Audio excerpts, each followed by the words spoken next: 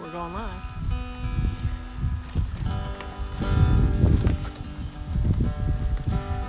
Here we are. Yep. Homegrown tomatoes, homegrown tomatoes. What would life be without homegrown tomatoes? Only two things that money can't buy, and that's true love and homegrown tomatoes.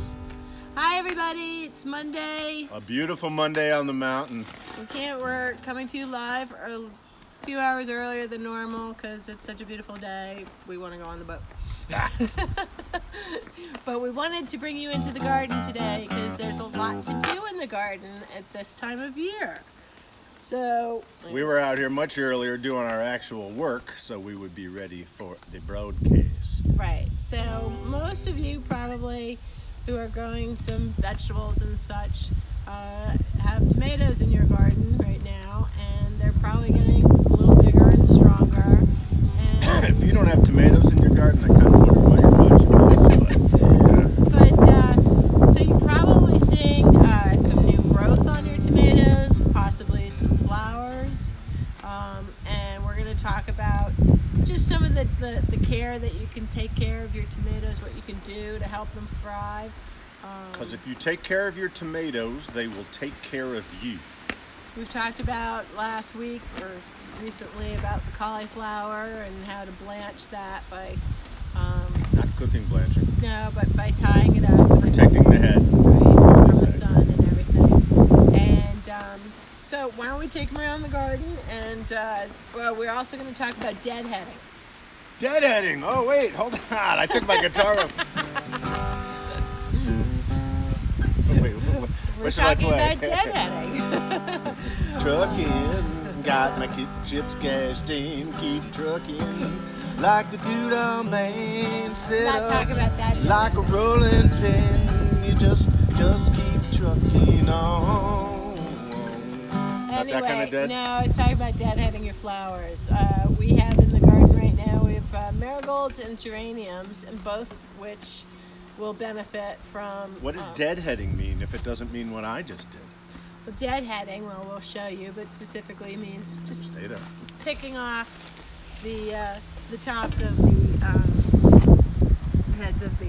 you now turn it around? It's right here. I think so. Hey. Hey! Whoa. No, it's me.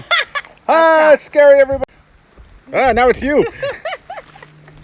All right, so over here, let's see. You can I was pulling on some of these tomatoes. Now, what you want to Well, I thought we were going to for, deadhead marigolds first. That's what we were talking about. Well, okay, let's go back to the marigolds and the. So right now everything is looking pretty good. This guy's looking like he's got a few more days. Here, come over here. Here's a beautiful one, deadhead. So we've got two nice flowers, and then you've got one in the middle. It's not looking too great. I simply pinch right below and deadhead it. And that's deadheading those. And let's see, over here the geranium, a little different. So you can see how this geranium, he's pretty much done.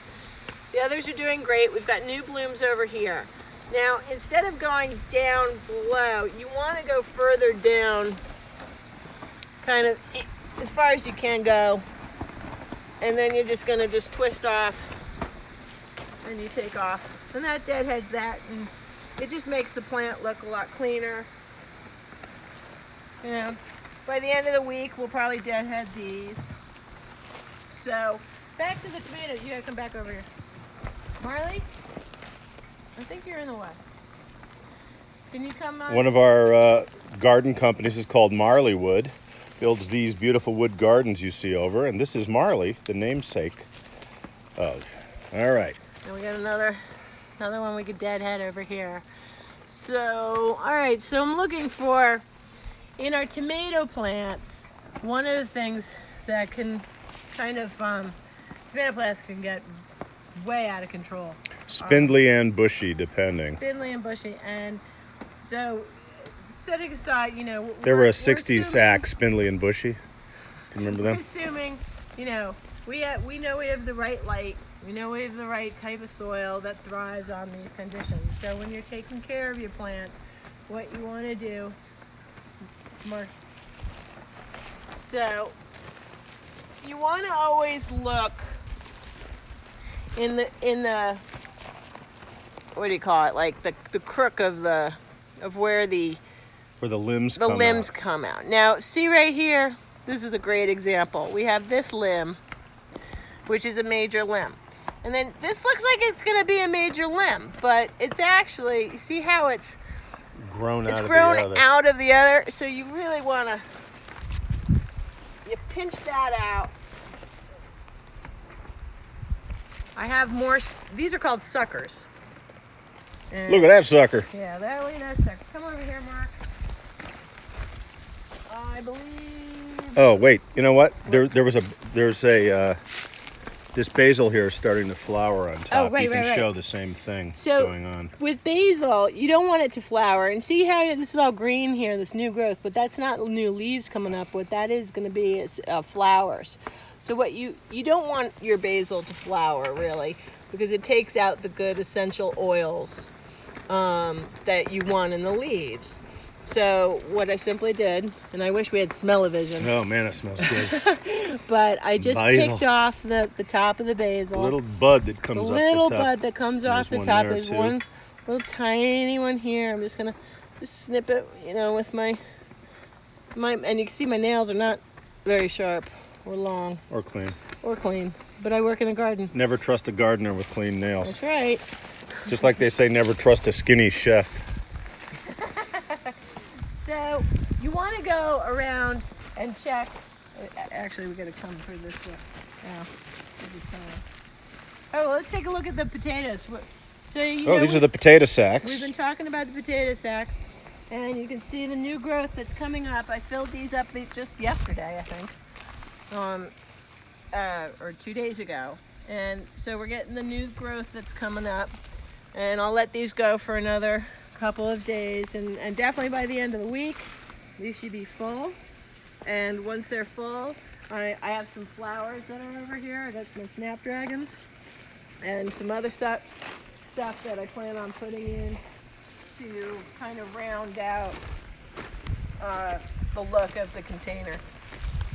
Here, let's come look over here. And Mark and I, we had to secure, we made a container out of this with the grow bags, and we put in some more tomato plants, and we had to put in the stakes, and we stuck this in the center. So we're trying to provide enough support, because we have 6 tomato plants that we kind of put in here, and we know that they're going to need some support. So we put something on the interior as well as the exterior to the best that we could. And as everything's growing, as I've said before, I always recommend putting in your supports early. The earlier you put them in, okay, it may look a little strange right now, but as each day, you'd be amazed how quickly the plants grow. So I have no idea what you're trying to do. Talk louder. Oh. Hand signal like this. Wait, where am I? What would you think if you saw this? Like I'm talking too much. No, that would be cut. So anyway, let's come over here and we'll check one more garden bed. What is this wild looking stuff so here? what this is asparagus. And Asparagus? What happens, asparagus is a perennial, and what happens is... There's a picture of a leaf, a flower on here. I don't know if anyone else is seeing that. What are you doing? Oh, I don't know. Somebody's showing something? I don't know, maybe. It's too bright to read the screen. I don't know what Mark did. But anyway, so you can see here the asparagus, the season is in the spring. And then once it continues to grow, what it's doing here, can you get a tight shot of this? It's starting to berry. And if you can see some of these are starting to seed. And as I said, it ends up dropping its seed. It's very pretty. It's a fern-like, adds a nice little softness to the garden. It's a good plant that goes well with tomatoes. So we do have some tomato plants that we've put in here, and just want to check those for suckers. Everybody looks to be doing okay. It's normal when you put your tomato plants in sometimes. They might get a little stressed at first, depending upon, we get ours from a local nursery, so they didn't have to travel or anything, but depending upon where you get yours. And sometimes when you harden your seeds off, if you've started your own from seed, they get a little stressed. I mean, everybody knows moving is one of the most stressful things anybody can do in life, and that goes for your plants as well. It takes them a little bit of time to ease and adjust into their new surroundings. But wait, that is like the biggest strawberry flower I've ever seen. Ooh. So we've added strawberries in as well. Strawberries also are perennials, and they go nicely with asparagus. So the two, which are, I don't have to do anything every year. They just come back and grow. But we add the annuals. We add the marigolds, as they do bring in the pollinators, and they're very good for the garden. And I don't mind deadheading. I like walking around the garden, and I love checking on everything. Hello, Mr. B. So I think as Mark peruses our garden, we're very excited with the way things are coming up. We've got broccoli that has begun to head, and we've got plenty of that. I just planted in some squash as well, which will come up after the broccoli's all done. So I sometimes feel like I crowd things, but everything kind of ebbs and flows together, and it lands up working. As you can tell, I've not put any mulch down yet.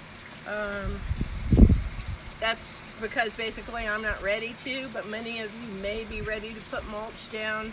I'm still seeding and planting.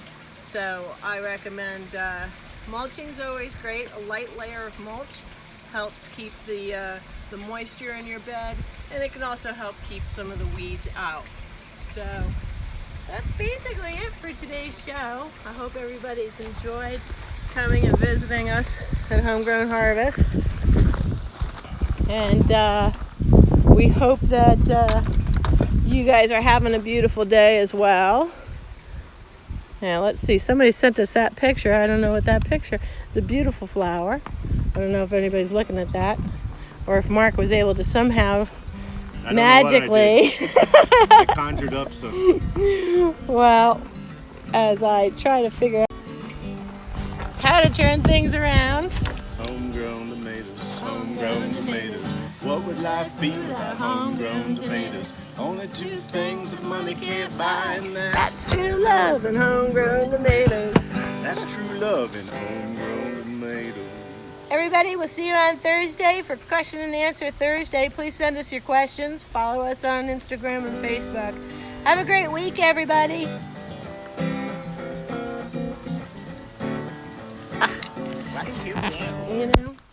You think I'd be able to figure this out? So what did I do?